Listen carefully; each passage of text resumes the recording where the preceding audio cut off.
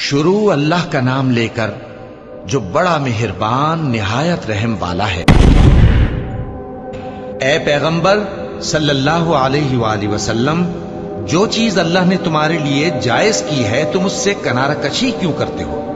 کیا اس سے اپنی بیویوں کی خوشنودی چاہتے ہو؟ اور اللہ بخشنے والا ہے، مہربان ہے۔ اللہ نے تم لوگوں کے لیے تمہاری قسموں کا کفارہ مقرر کر دیا ہے، اور اللہ ہی تمہارا کارساز ہے، اور وہ دانا ہے، حکمت والا ہے۔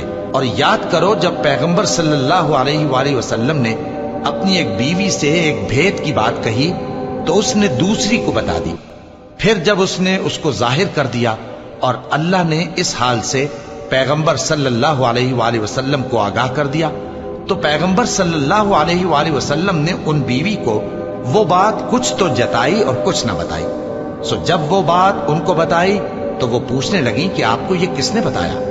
فرمایا کہ مجھے اس نے بتایا ہے جو سب کچھ جاننے والا ہے، خبردار ہے۔ اگر تم دونوں اللہ کے آگے توبہ کرو تو بہتر ہے، کیونکہ تمہارے دل مائل ہو ہی گئے ہیں۔